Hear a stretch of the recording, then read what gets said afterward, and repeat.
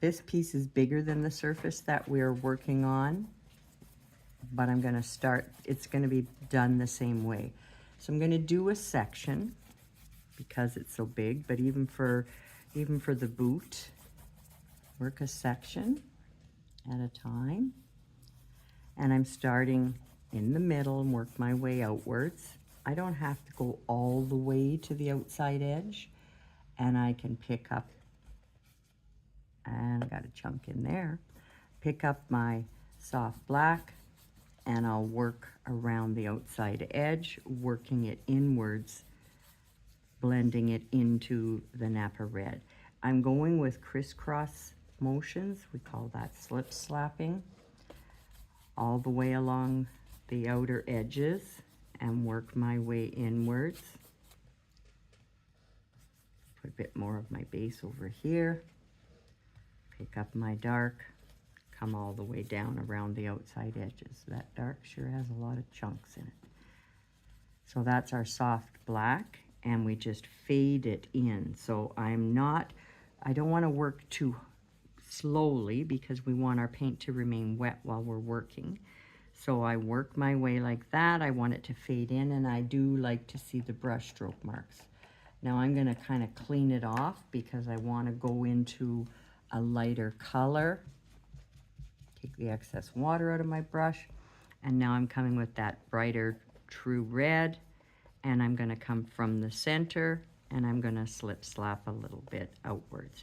So it's going to fade out as well. I'm not using a lot of pressure when I do this, and I will continue going all the way around my surface, just fading this outwards. We don't want to choke out all of our dark, and it's okay to see those marks from my brush strokes. All right, so I'd continue the rest of the way down my surface, and that's that. Then we'll dry and transfer our pattern on. So we're going to start by shading up along the top. So what I mean by that is there's certain areas that when we shade nice and soft, we're going to float all the way down the hat. Now you can see the shading marks very easily in your picture, but there's a lot of times if we shade, so now I'm going to shade places like starting what we say at the top, right? So I shade, paint up, my water down towards there. Now I can't turn my brush and shade there now because the water part of my brush is going to wipe it off. So right now I will continue doing my shading anywhere that is with my paintbrush up and my water down. So I'm going to shade underneath his arm, although afterwards we're going to actually shade on the arm. So we shade these places so we don't have to cross over with the water part of our brush. We want to walk our shadows down. If you're not comfortable with walking it out, that's where dry brushing comes in really good, because you can dry brush your shadows out as well.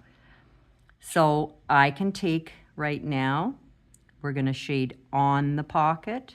So with our paint down, water up, I'm going to shade and walk it up the pocket. This is going to let our pocket have the look that it bulges out. My paint is up. I can come right up the side of his leg, under his jacket.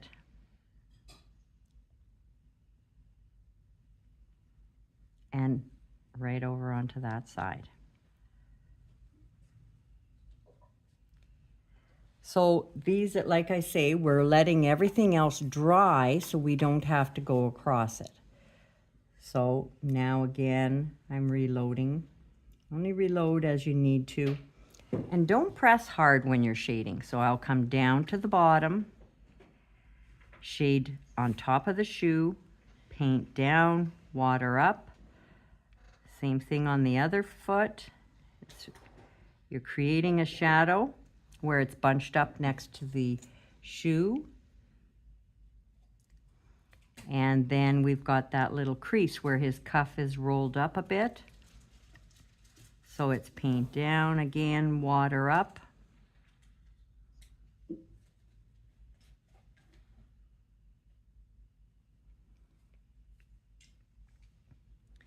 And now I can come over here on the sleeve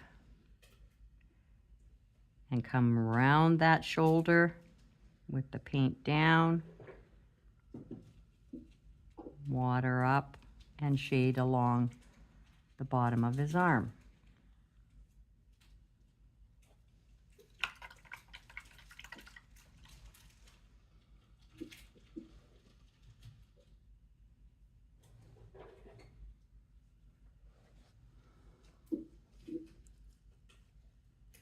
I'm going to shade to create the crease on his sleeve. And it goes right across into behind the arm.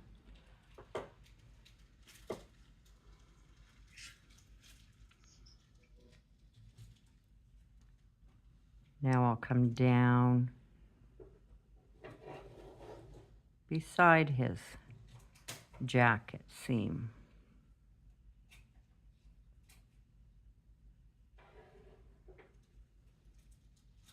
Strengthen this one up a bit more over here.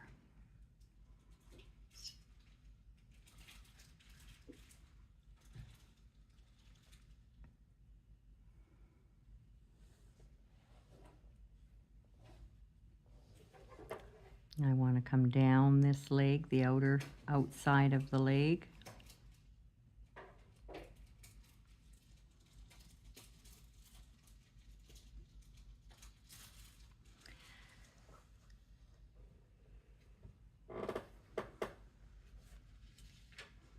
And on his hat, we'll come down here.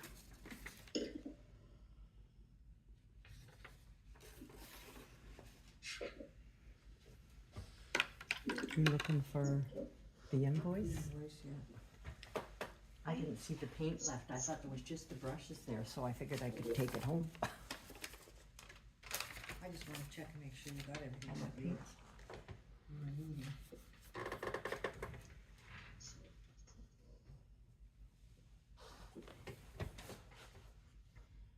If they only send you 2 or 3 of one color, then I'm pretty sure that's all they had. Mm-hmm.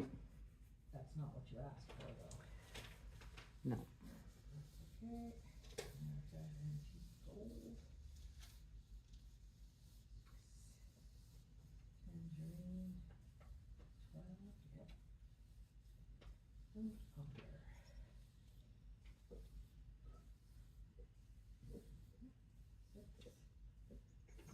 there.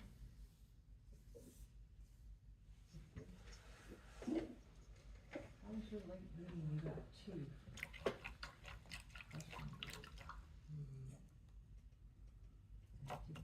So you only got 1 left. Napa red.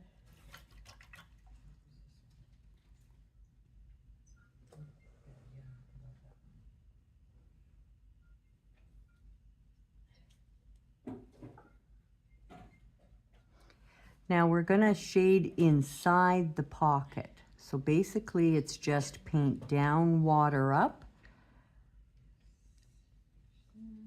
And we shade inside the pocket. I'm also going to shade on the bottom of that little bit of the sleeve up there. I'm going to shade along the crotch and down the leg of the pants. So I did both above and below.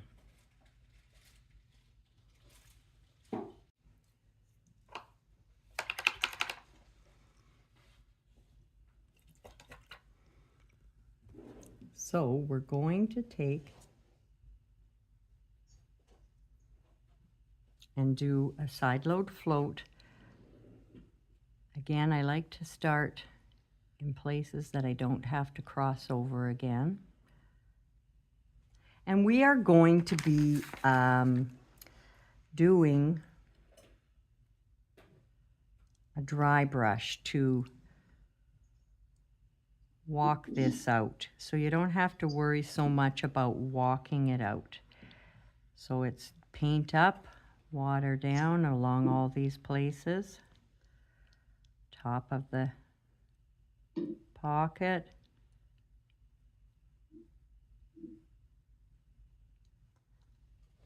And they're not too bad to see in the colored picture as well.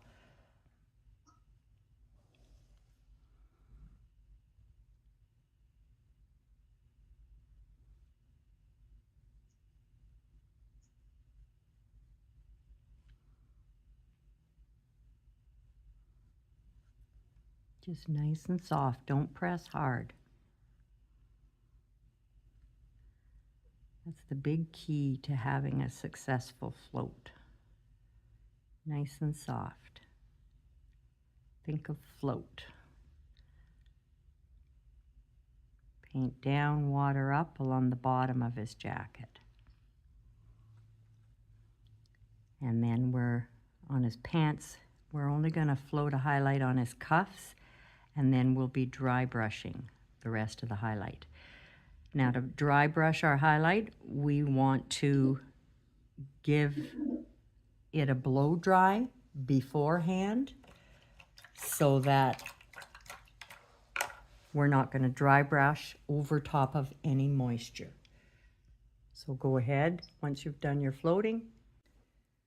So I'm going to take my dome stippler, tap it on the palette, really pounce it in, and then I'm going to come on my toweling, scuff it off. I always like to give it a grind as well, because inside these bristles is damp, wet paint. And as you get going, if you're running out of paint, you press a little harder, well, you release that wet paint, and that's how you get that hole that you might dig in your dry brushing. So I'm going to nice and soft dry brush my highlights. And I want to come from where I floated. So I'm close to my floated edge and bring it back. So it's like walking out my highlight float as well.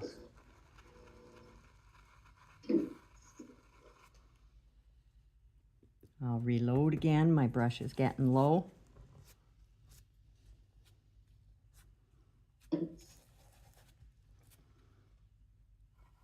Come in from this bottom corner.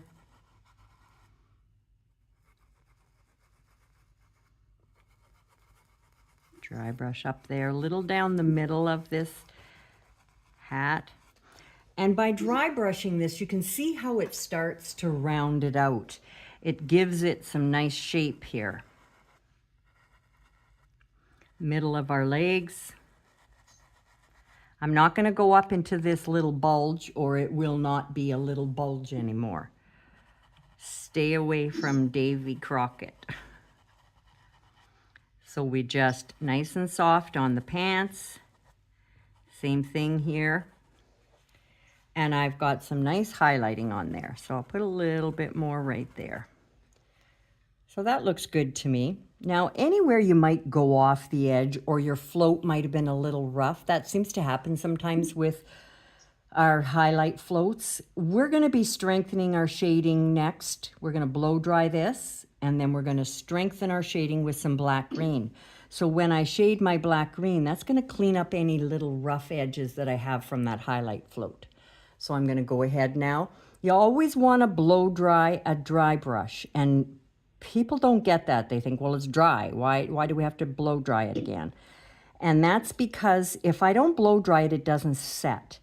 There is moisture in paint, and if I float past here with my black green and my brush side loaded, that water part of my brush is going to take off some of that dry brush and leave a track mark in there. So if you blow dry and set your dry brushing, that doesn't happen when you go and shade over top. Okay, so we're gonna shade. I've shaded up here, and like I talk about it being a corner, okay? So do you see what I mean by that? And then here, we're gonna come in here and shade in this section here. I'm gonna strengthen up. And are you using soft black? No, I'm using black green. Oh, black green. Yeah, black green. And so we don't want to shade everywhere. I'm not completely trimming the piece. It's just a few areas that we will strengthen it up. And this is where I had talked about that maybe if my highlight float had a rough edge around it, this will, my black green will kind of touch that up a bit. I'm not going to go crazy down his legs in that. I'm just going to do one side down the legs.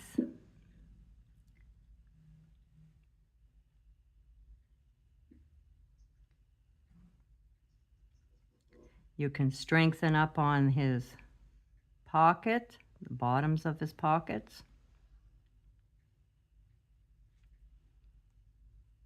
He's looking good.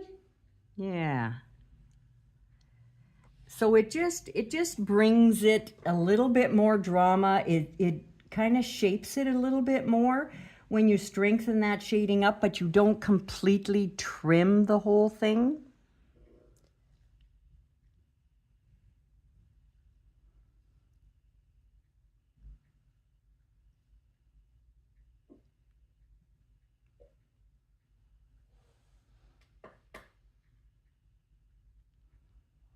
And I'll shade a little bit along next to the pom-pom as well, where our pom-pom's gonna go. And that's not too bad, I'm good with that. So we're gonna take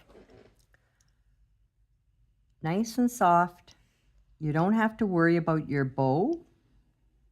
That's what's great about doing things and base coating other parts afterwards. Nice and soft, walk that out. We want that raw sienna to be able to walk out.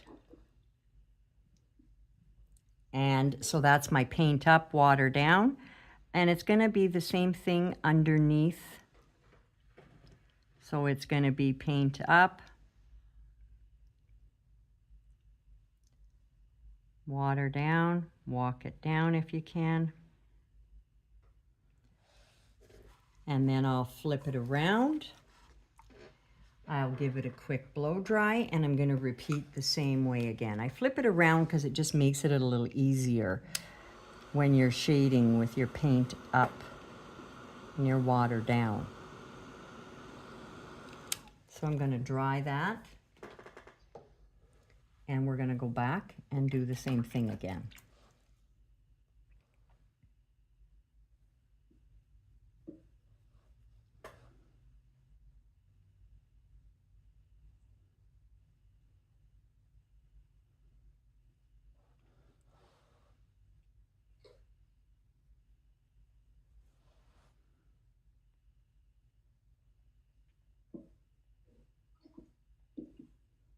Paint up, water down. And we're going to be streaking through the middle of this afterwards, so you're not so concerned about what happens in there. I will shade my outer edges.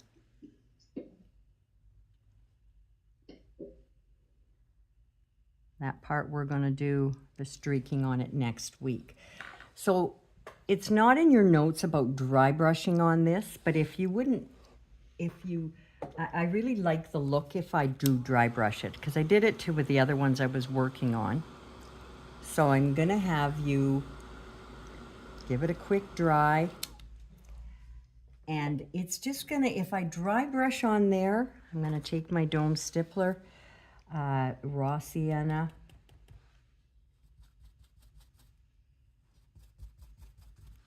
And I'm gonna just dry brush nice and softly. And that's going to make it look like my shadow really walks out nice and far.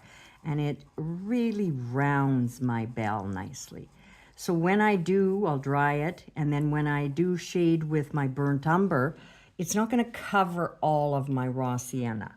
Okay, so we have it coming out nice and far.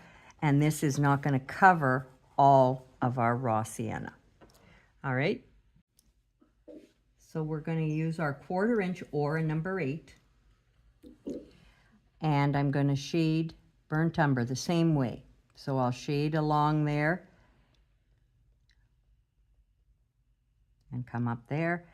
And then again, it's still paint up, water down.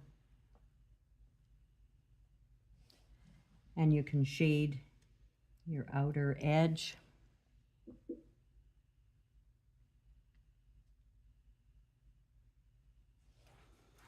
And then I'm going to flip it around, give it a really quick little blow dry. I love the heat gun for the fact that it's nice and quiet, and it doesn't take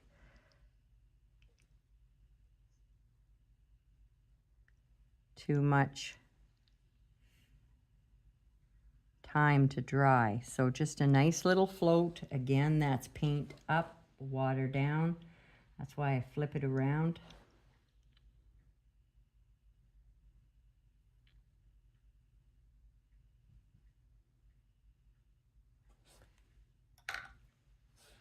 And we're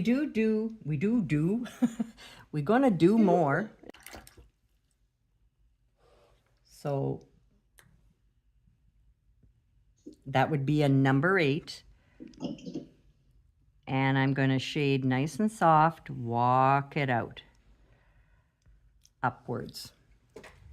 And I've got that one a little bit sloppy, so I'm going to grab a mop.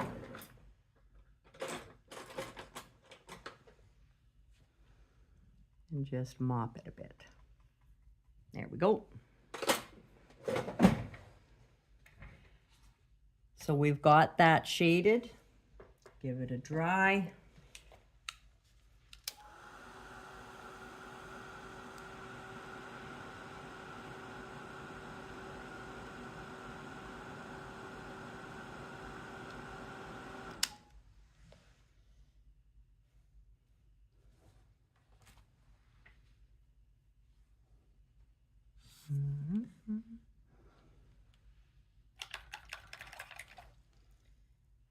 And we want bleach sand.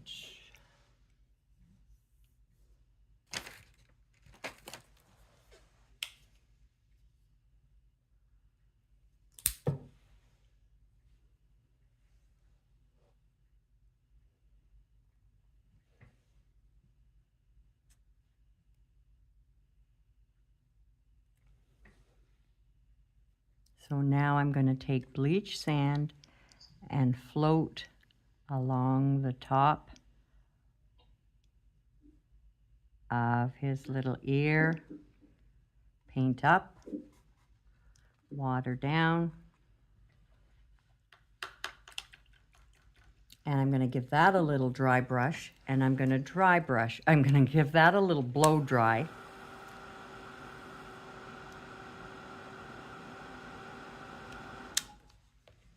And again, more is going to happen to that next week as well. Let's see, I need a clean dry brush.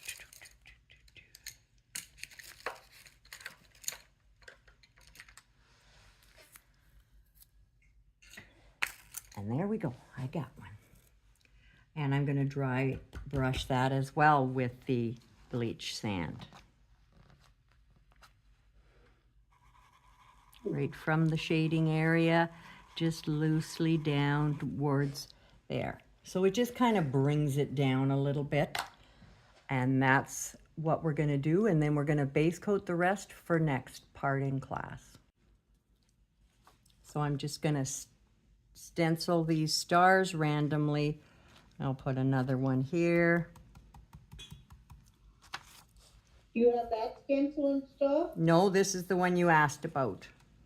Yes. And no, I don't. And the only reason I'm using it is because I can't find the one that I actually used. Because I like the ones that are actual, not oddball shaped. So I'm going to come along and just kind of create my trailing. Dun-dun-dun-dun. So I've got them kind of trailing along, and then I'm going to take my stylus, and you can use a large and a small. So, which we do quite often. And if you don't have a large, the handle of a small paintbrush.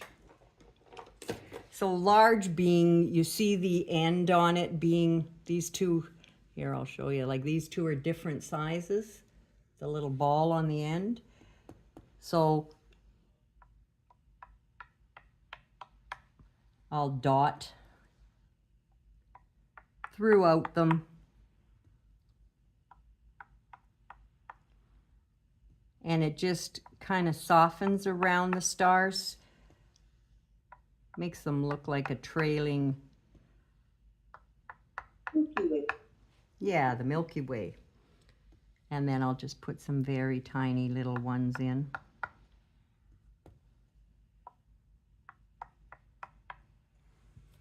And the same thing over here.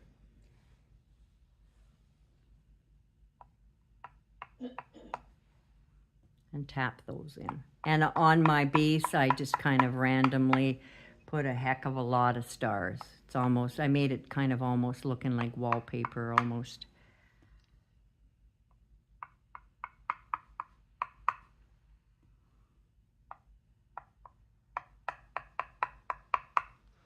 So it just kind of trails off. I actually, some people might prefer to use their stars and their stenciling after it's varnished, especially if you use a matte varnish, because the matte or the ultra matte will dull your metallic paint and not give it as much of a sheen. So if you put it on top afterwards, there's no varnishing required over top of metallic paint. It adheres. So it will look shinier and stay shinier looking if you put it on afterwards. And the other beauty thing about that is you're able to take it off if you don't like what you've done. It's easier to rub off because you have a coat of varnish underneath.